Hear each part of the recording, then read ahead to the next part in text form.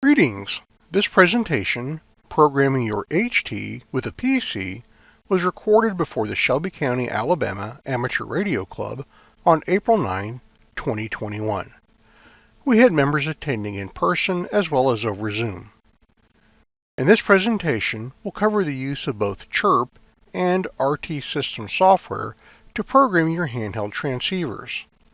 Do be aware that the same software can be used to program some mobile radios as well. I do apologize for the less than optimal audio quality.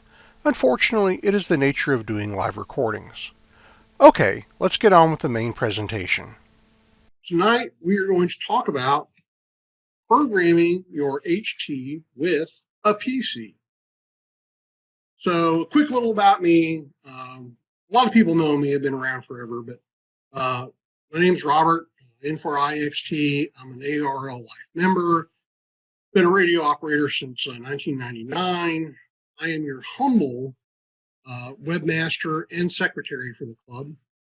Anything that goes to the website, if you use Contact Us, it goes to me. If you're interested, we also have a good Slack group. So if you want to get on there, let me know. We'll get you added to Slack. I'm also an ARL volunteer examiner. So I work with a group that administers tests, primarily because I have the keys to the building. So I have to let everybody in. We work with the ARA group. They administer the tests for both us and Birmingham. But our Birmingham meeting location is shut down right now because it's part of the Alabama Power system, and Alabama Power has said nope, nobody's allowed. So we've been doing all the testing down here for the last close to a year now, which is fine, makes it convenient for me. I'm also have become the de facto ARA group webmaster. For a living, when I'm not having fun in ham, I am the owner of Arcane Training and Consulting. And basically, I do for that what I'm doing here. I do training around computer topics, primarily things like PowerShell and SQL Server. Mostly, I generate online video training that goes through a company I'm associated with called Pearlside. You can see you can use N4IXT at Outlook.com to get me. My N4IXT.me link goes to my QRZ page, and arcanecode.me goes to my professional page. And I'm on Twitter as both my hand sign and as my company Arcane Code sign. All right, enough about that. We're going to talk about programming your HT with a PC. Now, in case you're wondering about HT does stand for Handheld Transceiver, although a lot of people also refer to it as handy talk. If I recall history correctly, during World War II, they had these kind of brick things that they carried around in the field that were their radios, and they called them handy talkies. And I think the terminology carried over, but somewhere along the way, some company said, no, let's not go with that. Let's go with handheld transceiver. Yeah, that sounds good. Now, anybody who has tried will readily admit programming your HT is a pain if you try to do it manually. You know, I get down here and it's like, okay, now what button do I need to press? It's just, okay, 5 minutes later, now I'm ready to do another one. No, not good. So that's why we have opted to use software to do most of the programming of our radios. Now, let's take a second, though, before we get to the software, talk about the hardware. And we're also going to look at where do I get all the frequencies that I want to put into my radio.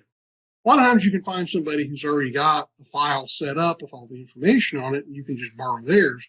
But sometimes you want to build your own, or maybe you want to alter it. You know, maybe you're like, well, I never go into Birmingham, so I want to get rid of those frequencies, but I do go down to Sylacauga regularly, so I want to add the Sylacauga frequencies.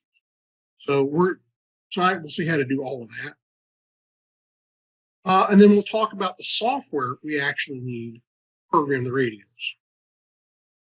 Now, the first thing you need to do is get the correct cable to hook from your PC to your radio. And there's a couple of different ways we can get it. Now, many radios do include the programming cable. This is a quad band radio that I bought when I put in my daughter's truck. I pay for the truck, I pay the insurance, but it's my daughter's truck. Anyway, I'm going to put this radio in her truck. So one of the things, and it came with it, you can see it up there, there is the cable that I have laying against the box to program this radio. So one of the things you might want to do when you look at the radio you're about to buy is see, does it come with the programming cable? Now, excuse me, another way you can get the correct cable is to get it with software. One of the pieces of software we'll try to look at tonight is from a company called RT Systems. And for about 50 bucks, they'll send you this little cable and a very, very nice software package for doing the radio programming. For a lot of the more complex digital radios, the software is just not very good. The manufacturers will tend to put something out, but frankly, it lacks a lot. And so RT Systems winds up being a good alternative to getting some very, very nice software. And it's only 50 bucks, which is not a huge investment, especially if you spent, 300 bucks on the radio, and you can get good software in the cable. And then finally, you can just buy the cables. Amazon sells these. Now, I want to have a big, big caution. Originally, the cables that you got use something called the prolific chipset. In here, in this little end, is an actual chip that handles the COM port communication to the radio. Well, the Chinese manufacturers essentially stole the design of the prolific chipset and was putting them on all the cables. And so the prolific company said, And so they started doing things to their driver to, if you've installed the original actual prolific driver on a PC, the bogus prolific drivers would get disabled. And it was just a headache.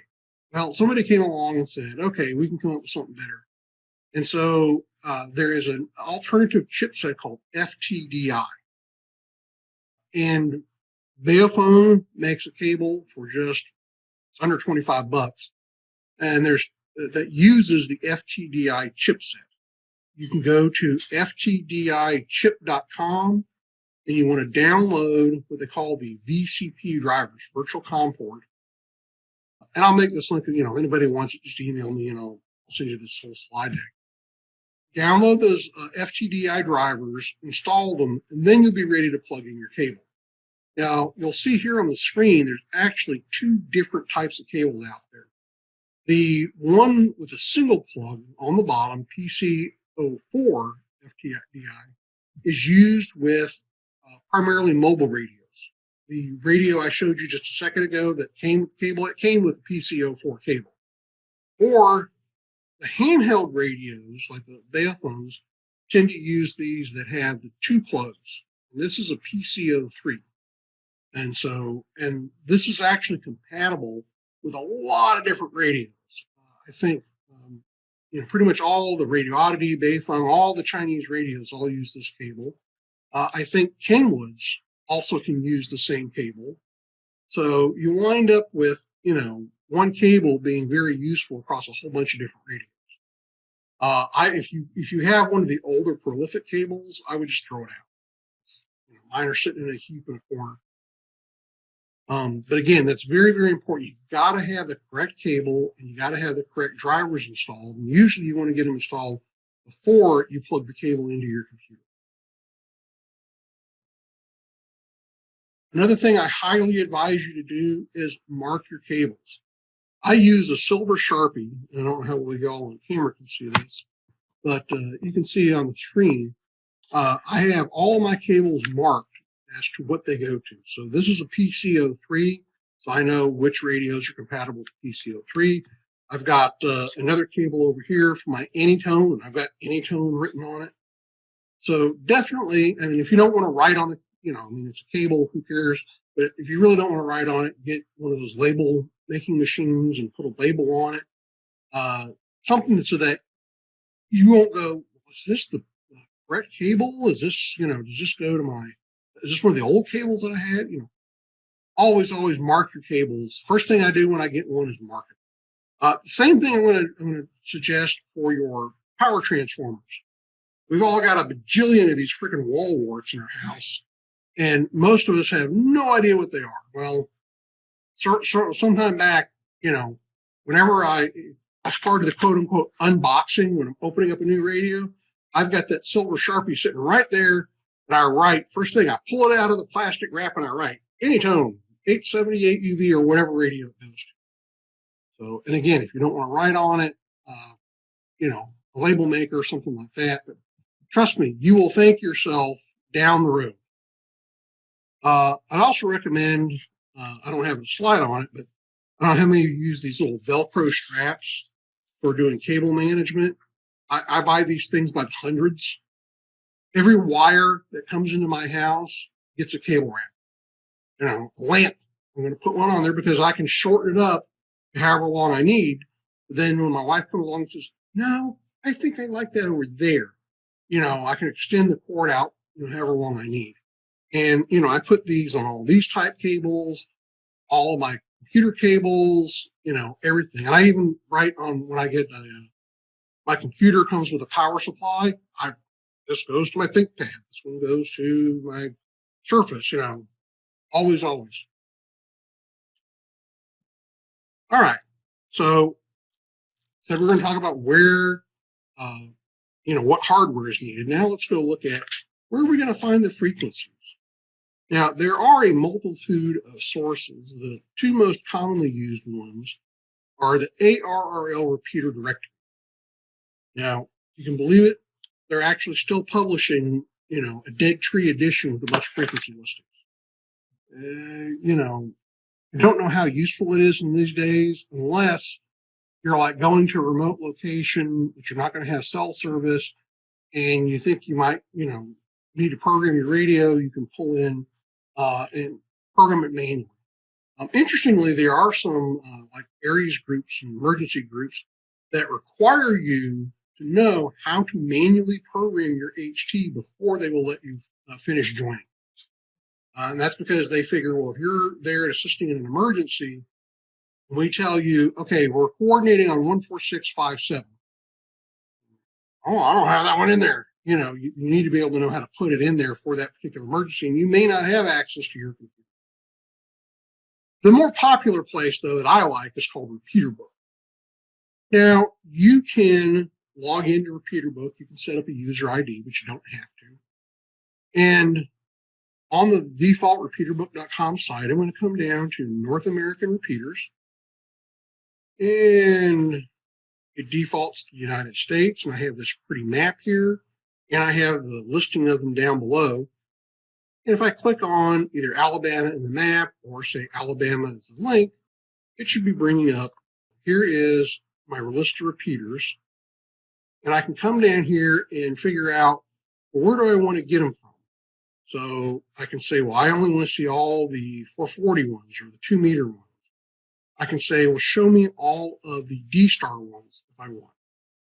Come down here and say, well, I want to see just the ones for ARES. This is a pretty nice feature, is show me by nearby highway.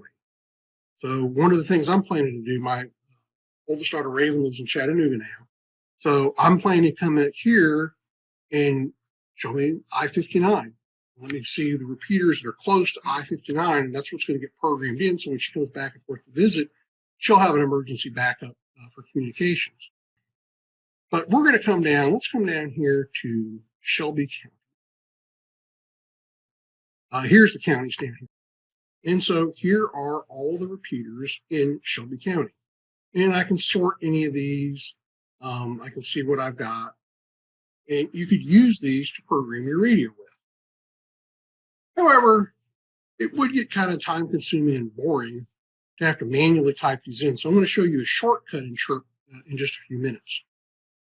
Now, this is not the only place you can get frequencies from. Another popular one is called radioreference.com. Radio Reference. You can, for free, you can go in here and look frequencies up. But if you want to access the radioreference.com site through one of the many apps out there. I know there's an app for the iPhone that will hook to this and let you see, the frequencies for an area.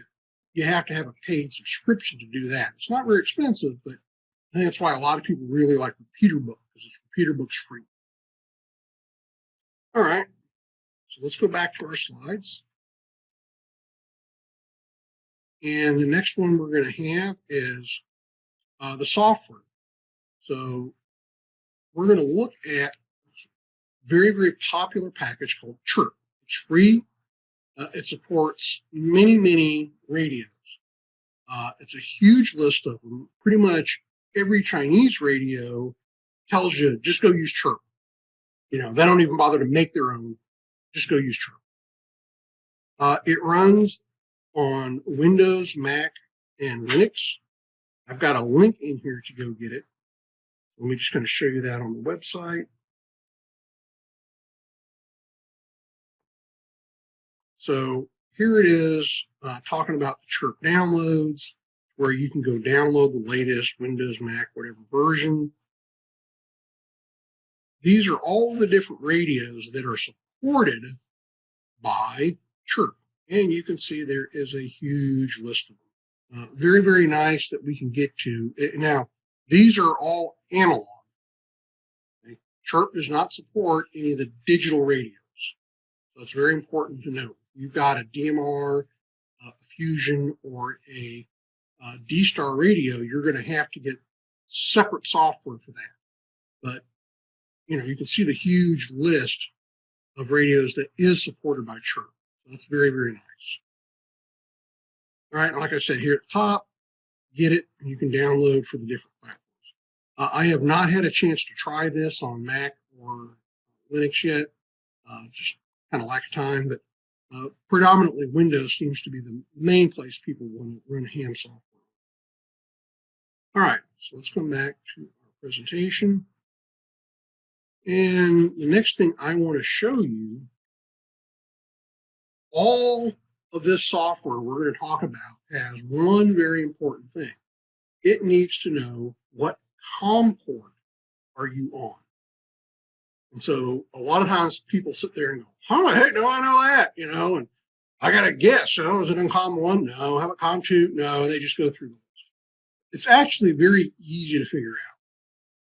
So what you want to do, and the easiest way to find this is just click on the little search icon in your Windows toolbar, and you can just type in Device Manager. You can see I've done this a lot. So I bring up my Device Manager control panel. And what you're going to do is look for something that says ports. Now, I don't have it up right now because I don't have any available, but when I plug my cable in, you're going to hear this, boom. And then down here, you're going to see ports, COM and LPT. I expand it. I have a USB serial port under COM 4. So I now know my cable is going to be accessed via COM 4. Now, typically from here on out, it will stay COM 4, but that's not guaranteed. So you should probably, before you use your software each time, just come in here real quick and check to see. Also, as I go through different cables tonight, you're going to see these different cables don't always use the same COM port.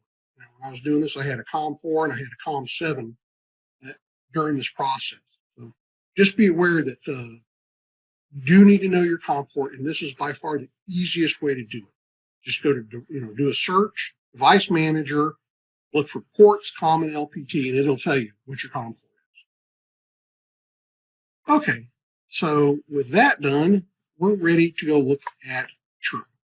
So I've got CHIRP pulled up, and let me just go ahead and close that. So the first thing you should do, I've already said, is install the VCP drivers, then plug your cable in, then figure out which COM port is. Now you're finally ready to plug in your radio. So I have probably the most ubiquitous radio on the market, Beifeng UV5R. they go for about 25 bucks, dirt cheap. Let's get the port open here. So I've got my radio open. I've turned off the radio. You should always turn off the radio before you plug the cable in. And I'm going to plug the radio in, and then we'll turn it on. And when I turn it on, you don't really see anything different, So I'm going to come into the software. I'm going to go to radio. And I'm going to say download from radio. We'll click download from radio. And you can see it asks me, what's my COM port? What's my vendor? In this case, Baophone. And what model radio is it? And this is the UV5R. And I'm going to click OK. And it just says, OK, it reminds you to turn the radio off, plug the cable, turn it back on. Click on OK. And it's going to do cloning. And if you can see on the camera, there's a little red blinking light that's going on right now. You don't ever want to unplug this while it's doing the cloning. And it's going. Okay. Now, this is the list of frequencies that I had in my radio already. So I've been doing this. I can now come in here, and I can come in and I could add a new frequency if I wanted to. I could just simply click in the field, 146, 520, and maybe I'll just call this, it's the National Simplex. I'll just call it Simplex. Now, there's no tone or anything like that. It's not duplex. We'll leave it on high power. There's no offset because it's not a repeater. So, boom, I now have a new frequency. When I'm ready, I can simply come back up here, go to radio, upload to radio, and will then upload this back to my radio. Now, there are other plays I can get frequencies in here besides just manually typing them in. Up here in my, I believe it's the radio menu, I can either do a query data source or import. I'm going to first do query data source. And you can see in the list, I have repeater book. I also have radio reference that I showed you, but you got to have a user ID and paid for subscription. So we're just going to use repeater book, which is nice and free. I have two choices. I can either use a political query or a proximity query. Now, the political query isn't, show me all the Republicans in the area. No. Basically, it's just based upon what state, county, and then what band do you want. So you can see I've got Alabama, Shelby County, and I can pick, do I want all the bands, 6 meters, 2 meters, whatever. So we'll do this first one as, let's do 440. We'll do 70 centimeters. Click on OK. And up here, it's going to open up a new tab. And it's going to list all of the frequencies in this area. Now, I could, copy and paste it, but I may have to, depending upon the radio, kind of rearrange some of these a little bit. The easiest way is to come back over here. Now, I want you to note 113, you can see this memory slot, 113 is the first empty slot. Okay, so if I come back up here to radio, import from data, and this time I'm doing import from data source, repeater book, and we could do another political query, but let's do a proximity query. In the proximity query, it says, first off, where are you? I'm going to say, Pelham, Alabama. How far do I want to go? What kind of radius do I want? Let's say 25 miles. We're just doing an HT. And what band do I want? We're going to leave it on 70 centimeters. I'm going to click OK. Now it's going to pop up a little window and it's going to say, okay, well, here's everything I found that meets the proximity for your area. And these, the reason these are blurred out is because they're already in my list. So it's already gone through and said, nope, I don't want dupes. So we're going to leave those out. Now, if I just click on OK, I want you to look up here where it says 2 column, 2 spot number 1. It's going to try to put it in memory slot number 1. Well, we've already got something there. That's not what we want. And the way to update this to indicate what slot you want to start in is really kind of kludgy, but you have to come down here at the bottom to where it says adjust new location. So I'm going to say plus 100. So now I'm going up to 101. Now I'm going to say, let's add 10 more because I want to target 113. So there's 111. There's 113. So I'm going to go ahead and click on OK. Scroll down to the bottom. You will see my frequencies have now been added. Now, the Baophone also allows you to do other frequencies outside of the handbands for purposes of monitoring. So one thing I often do is I'm going to come down here and I'm going to enter the national weather band. So I have that out of the way. 162.550.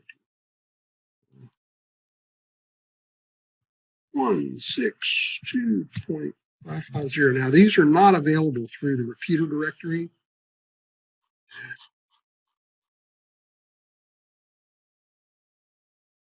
And I don't have a tone. I'm just going to call this WX7. Now, a couple other settings we want to change over here. In theory, you're not supposed to be able to transmit outside the handbands. Unfortunately, the early models of Baophones would let you do exactly that. I have actually, yeah. So you could actually have these for a pretty much wide open area. I've actually seen a lot of videos where people are taking these and programming in the FRS and GMRS frequencies into it. And they're using them, even though they're not certified for it, they're doing it anyway, and they don't care. You know, and I watched a YouTube video just this morning. The guy was like, "Now you're only allowed to monitor using this. You're not allowed to transmit." Wink, wink, nudge, nudge type thing. And so now they have corrected this in some of the later models. They have a new GT5R radio that Radio Oddity came up with, and it specifically only allows transmit in the US ham. So if you're going to get one, you might consider doing this, but you're definitely, I can put the weather frequency in here and I'm allowed to listen to it. So what I can now do is come in here. I'm going to go radio. I'm going to go upload to radio. And it asks me again, what's my COM port? I'm going to click on here. Okay. Now it's going to write these frequencies out. So if you have a friend who has a similar radio, you can copy their frequencies in. Sometimes you can just take their file and upload it. Interestingly, and I'm glad this happened to us, we had an issue where my file that I had an older version of the firmware embedded in it. So it said, no, I'm sorry, his radio has a newer version of the firmware, so you can't use your old file on it. But it was very simple. All we did was we imported it from his radio, of course, and we just copy and pasted all my frequencies into his list, wrote it out. Okay, for those of you can see, it shows WX7 is now in there. Yeah, you don't have to save it in order to write it to the radio. And that can be handy because in this next section, well, not just that. So over here, if you look on the left, we have the memories, but underneath it is a little tab called settings. And in the settings, one of the other settings is the power on message. And typically I put my call sign in there. So if, we get to dinner tonight and there's 3 of us with the exact same radio, we can figure out whose radio is whose by just turning them on and we'll see our call sign on here. And so this could be an instance where, Randy says, hey, can you program my radio with that? All I have to do is change the power on message write it to the radio, and I'm good to go. And then I just close the file without saving it, which is what I'm going to do here shortly. Now, under settings, you can look at a few things. Under basic settings, standby colors, I like orange, so my standby color is orange. Receive color is blue, transmit's purple. That's nice. You can turn off the Roger beep. There's also the beep that when you scroll through the menus, the radio beeps at you. You can turn that off. Advanced settings. If you like to use your radio with Vox, you can adjust the Vox sensitivity. You've got busy channel lockout. Basically what happens is that the radio senses that there's somebody on your frequency. It will not let you transmit. If you press the button, nothing happens. Automatic key lock says, well, after X amount of time, lock the keypad so you can't accidentally press something. Broadcast FM radio. The unit does have standard FM radio in here, so you could listen to your favorite tunes, or more likely get emergency alerts. And you can enable or disable that. I think those are the primary things, the power on message. The work mode settings are for operating on the VHF, UHF manual entry mode, VFO. So anyway, these are just some of the settings you can explore. And when you're ready, you write it out. You can come over here. There is a show empty button, which will hide and unhide your empty channel. So you can see here, I go 124 and then 127. So it's hidden those empty frequencies. This radio doesn't have any special channels, but if it did, I could highlight those. If you click properties, nothing appears to happen. But if you actually click on one of the memories and then click on properties, you get a dialog that you can come in and edit all the different pieces of information just in one nice interface. Then there's a few other things. Do I want push to talk ID, etc. So again, it can be kind of a little nicer way than having to edit spreadsheet mode. All right, so this is with the Baophone. Now, just for contrasting, I want to show you, let me turn this off, unplug it. Oh, I know, I'm sorry, I forgot one thing on here. We got sidetracked into our Baophone's funky things. When I am programming in something that I don't want to transmit on, I always come in here under power and I set the power from high to low because accidents do happen. Like getting in the car, I might accidentally squeeze it. So if it does transmit, I don't want it transmitting very far. And then the other thing is over here, this last column is called skip. And you have blank or S. And what's going to happen with skip is if I put my radio into scan mode, it will skip over any of these frequencies that have an S on it. The weather channel is always broadcasting. So I don't want to have to hit it every time. I just want to see if there's anything going on. And so using that, you can filter those type things out. All right. So let me come here. I just want to show you a slightly different radio so that you can see what it looks like. So this is, depending on who you ask, Waxon, Woshin, Ocean, Woshin, I don't know, however you want to pronounce it. But it is a similar radio, and it uses the exact same PCO3 cable. Plug it in, turn it on. And now we're going to come over here, radio. We're going to download from the radio. Now I'm going to change this from Baophone to our motion. And this is the UVD1P. UVD1P. I'll click OK. Now it says on this particular one, hey, this thing's experimental. It really shouldn't screw up your radio, but we don't want to take any responsibility, so we're showing you this warning message.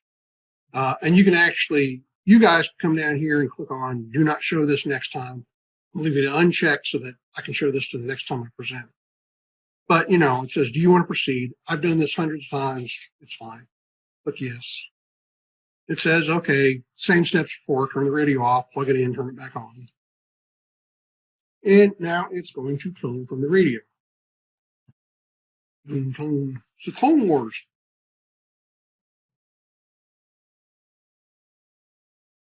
All right, so now it's up. Now, one thing I wish it did was when you download it, I wish it would just take you to the tab, but it doesn't. You got to come over here and click on the tab. And there is my radio. So now I am free to come in here and I can import more frequencies. You can see on this radio down at the bottom, I do have my national weather frequencies down here at the bottom. I always stick them at the end. And I just realized, well, let's go ahead and we'll do this. We'll just set this power to low. Set that one to low. And we'll do that one. And I won't make you sit here and watch me do them all. And we'll do a skip. Skip. And so forth. Okay, there's just a few that I did. And of course, I'm free to come up here and just like before, I can do radio, import from data source. I can pull some new ones in if I want to. Maybe there's some new repeaters in my area I want to add. I can also come in here to the settings. Now you can see its settings menu is radically different from what you get with the Baophone. And so you can see I've got my power on message. I set it to N4IXT. I have all these different modes that I can set, the frequency steps, what's my squelch levels. This particular radio has these little function buttons on the side. And so you can see I've got PF function 1 and PF function 2 on here, and I can tell it what to do. One of them turns on the radio, and I think the other one alters the light. So again, just different settings that you can come in here and change. Frequency ranges. Now, this is interesting. First band, RX lower limit, RX upper limit. Well, that's okay. That's just receive. You know, we want it as reception as possible. Then we have the transmit. Lower limit on transmit, 350 megahertz. Yeah, it's kind of outside the handbands, I believe. But it actually is a valid handband over in Asia. And that's why that radio I showed you earlier, when I got put in my daughter's truck, it advertises itself as a quad band, but one of those 4 bands is the 350 megahertz, which is only used in Asia. We're not allowed to use it. So you got to be careful with some of this Chinese stuff because they try to make it to the whole world. But you may want to come in here if you really want to cover your backside and change the lower limit and the upper limit to just the US handbands on transmit so you don't accidentally transmit out of the handbands. You know, you can leave the receive wide open. That's cool. The FCC, you can listen to whatever you want to. We don't care. But transmitting, yeah, definitely think about coming in here and changing these to the 144 to 148. Same for the 70 centimeter band. And then FM presets. You can come in here and actually pre-enter a bunch of FM radio stations if you want to. You've got a little favorites list. So that's the settings. And again, you just have to look through each radio. On some of these, you may have to look at it and go, well, what the heck does this mean? Go to your owner's manual and look it up, or a quick DuckDuckGo search. But again, when I'm done, I should probably save this. So File, Save. And there's my CHIRP image. And I'm just going to leave this at the default name for right now and click Save. And there you go. When I'm ready, I won't do it for this file because I want to go change some more stuff. But, you know, I just do upload to radio and it uploads it and I'm good to go.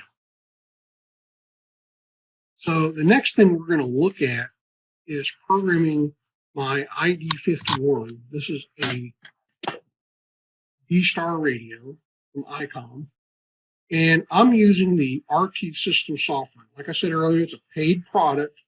So, for the software and for the cables, run about $50, but they have probably close to 200 different radios now that you can get these software and cables for. So if you've got an advanced radio, highly recommended. So I'm going to come over here. Let's go see what my COM port is now. So now this guy comes up as COM 8. Okay. So I've got my radio. Now, one of the important things about the ICOM is, unlike the other radios that have the mic and the speaker, this actually has a dedicated data port. So we'll pop that open. Down here, you see it says data, and that's where I plug in the data cable. Don't be an idiot like I have been a couple times and just out of habit, wind up popping the mic open, plug it into the mic hole, then go, why in the heck isn't this thing working? It was working yesterday. Oh, so make sure you get it into the right port. All right, so let's go over here. I still have the radio turned off at this point.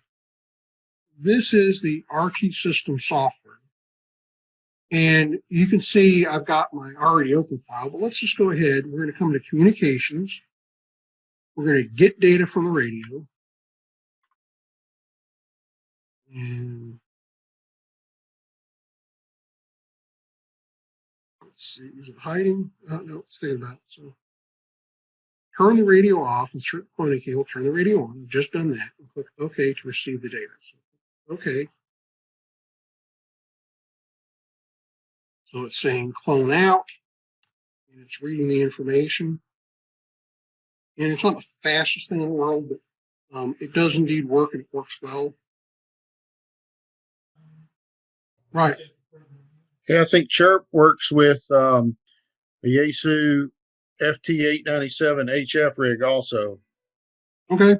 Yeah, we saw a bunch of Yaesus in the list. Thanks, Mark. Yeah, when we in the CHIRP software, we go while that thing's loading. Open recent.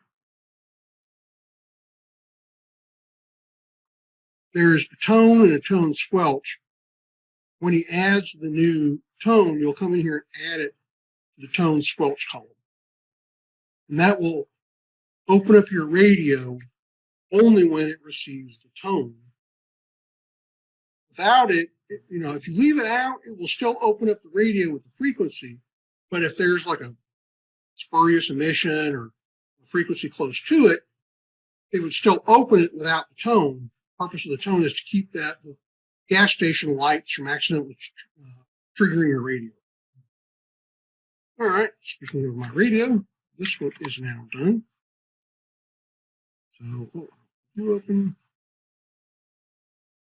There it is.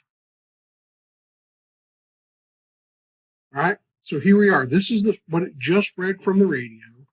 And now I can come in here and I can add new frequencies.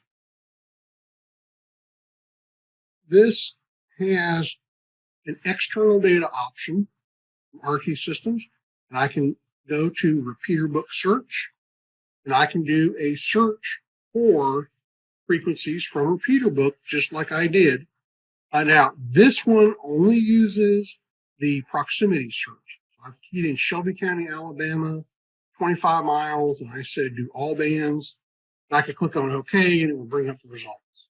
In the interest of times, I'll skip over that because it works exactly the same way. But it will also bring back the D-Star stuff, so I can actually grab all the D-Star information and bring it into the radio as well.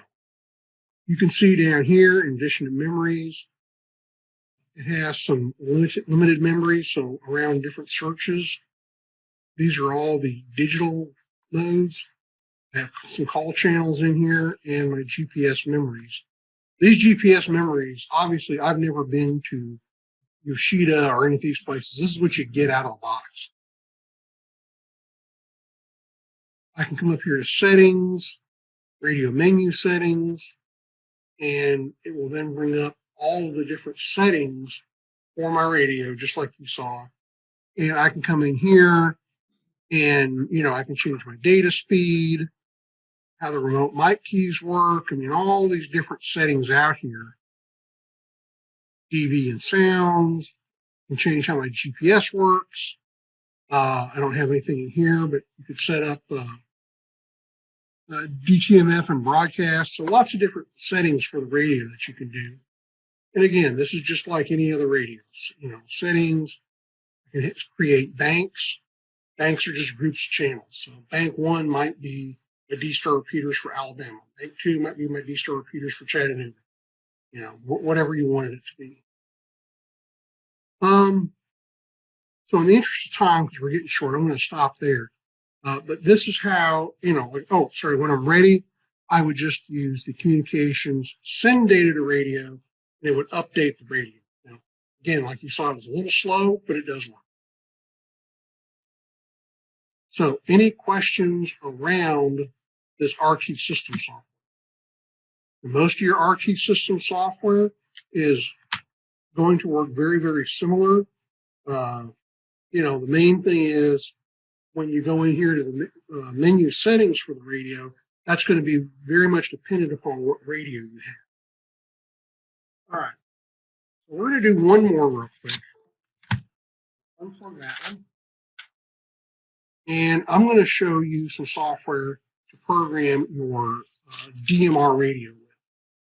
Now, this software comes from Bridgecom Systems, and it fits a wide variety of radios. Marks most notably your the Anytone radios. This is a fairly common and very nice DMR radio. So if you're interested in getting into DMR, I think the Anytone is a good choice. A lot of people around here have Anytones. What model Anytone is that? This is the 878. They've got an 868 and 878. I think 898 is the other model. I don't recall. They got 3 different models of these out. Or they also have an 878 Plus. The 878 Plus comes with a few extra accessories, like a Bluetooth push-to-talk button. You know, little button. Stick it on your steering wheel. The software for it, again, you look at it, it's very, very similar to what you get in these other packages. Except, and I've ranted about this briefly before the meeting, they call all of this your code plug. It's just a configuration file exactly like the others that you've seen in the previous 2 software packages. Somebody decided we're going to call this a code plug because it sounds more badass than configuration file. I don't know. But you build this, you know, using very much similar practices. I'm going to go ahead and close this. Let's see. Let's go ahead and, I got to check my, let's go check my COM ports. So I'm going to come over here, ports. Oh, I think with the Anytones, you actually have to turn the radio on. That would be a good idea to plug it up before you turn it on, right? Yes, plug it up. The other thing they tell you to do is before you plug it in, turn off the GPS. Because if you're using GPS and APRS and it tries to ping the signal out, you could damage the radio. So you don't want your APRS to try to report something while you're connected to the computer. So here we go. Now that I've got it turned on, I'm coming up as COM 9. So again, now I can come to my software. You're going to, there's a read program, read from radio. Do I wish to continue? Yes. Now, with these Anytones, if you're not familiar with DMR, you've got your digital contact list, which is basically a listing of every single person who has a DMR ID in the world. So it's like, I don't know, 150,000 records so far. And it just, you know, Randy, KZ4A, his DMR ID is just 1, 2, 3, 4, 5, 6, 7, 8, 9. And then you've got N4IXT. His ID is 6666666. And then you've got, you know, whoever else has the ID. But it just lists them all, including some of their geographic information. So it would say Randy lives in Helena, Alabama. Robert's in Columbiana, Alabama. And so it would just identify that whenever you're making an exchange. So I want to read the digital contact list, and they keep it, and the anti-towns keep it separate from all the other data. So your configuration data, your channels, all of that is kept secret. Well, if you're playing with your radio, you probably don't want to read and write your digital contact list, except for the once a month these things get updated. But if you're wanting to make modifications 4 or 5 times, once your digital contact list is done, there's no reason to do it again. So, but I'm going to go ahead and import it. I'm going to go ahead and import my other data. I forget. This is a bug that happens. Let me try this one more time.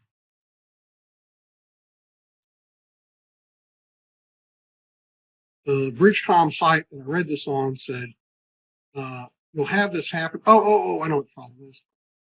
Set COM port. I forgot to do that. Sorry, set COM. And interestingly, this software is smart enough to figure out what the COM port is, but it doesn't automatically set it for you. So you have to, every time you launch the app, you've got to come in here to set COM port. Okay, now I can come in here to read from the radio. Yep.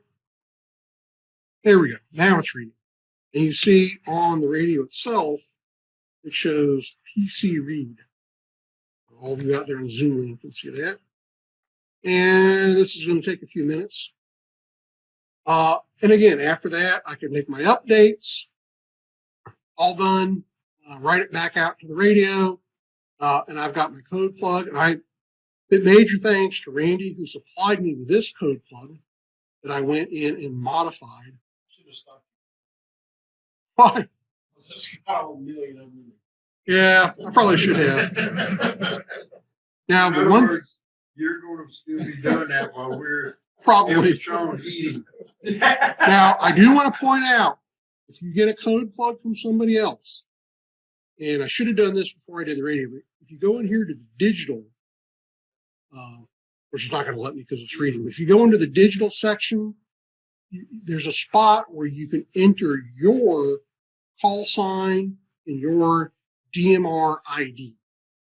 And so anytime you get a code plug from anybody else, it's the first thing you need to do. Otherwise, if I start transmitting, it's going to think I'm Randy. So that's why a lot of people don't like to share code plugs too much. My name would appear in their radio. Correct. Yeah. So everybody would think it was Randy's name and call sign and go, well, you don't sound like Randy. Because I'm not Randy. Well, this radio says you're Randy. Did you steal Randy's radio? Yeah, it's another drawback to borrowing somebody's radio is with DMR, it makes it really hard to borrow a radio. Because even with like what we did with the Bayo phones, and when I programmed the power on message, and I set my call sign. Well, that's just so that when we're at dinner tonight, we pull out the radios and they're all the same.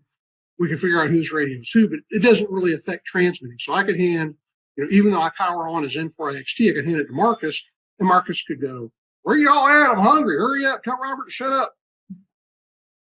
So, reading my mind. But anyway, here in that digital area, scroll down in there, and you're going to need to enter your ID. Yes, you do have to have your own DMR ID. You have to apply for one. Sometimes it takes a little bit. We're not going to get into all that tonight because that's way out of scope. I just wanted to show you that basically no matter what radio you've got, okay, whether it's a cheap Bayophone, a nice D-Star rig, DMR, all of it, the philosophy all is the same. Download, first thing you always want to do is get your COM port, download from the radio, and then you can start cutting and pasting, copying and importing frequencies, save the file, and then upload it back to the radio. And other than that, they all work the same. Some of them call it a configuration file, sometimes call it a code plug. It's all the same philosophy. Yeah, thanks. It's a great point. Yeah, on D-Star, you don't have to register for D-Star like you do with DMR, but you do have to update your call sign. Because if I let Randy borrow my little icon there, it would show up as my name. I want to show you real quick here. I go to digital radio ID list. Here is my radio ID. That's my DMR ID and my name. You can actually put multiple IDs in here. For example, maybe I'm operating also as W4SHL. So I could put the club's ID in there. Or if I shared my radio with my family, I could add their IDs, and then within the radio, it would then change whose ID is currently active. So this is the one way they get around the limitation of only one user per radio. You can actually have multiple radio IDs and names in here. That was the big thing I wanted to show you. The rest of this, as you get into DMR, will start to make more sense. Okay, so wrapping it up, are there any more questions? Nothing? Okay. Well, again, here's how you can get a hold of me. info.ixt@outlook.com or arl.net. Or you can use the contact us on the club webpage. It goes to me, my Twitter, and my 2 websites.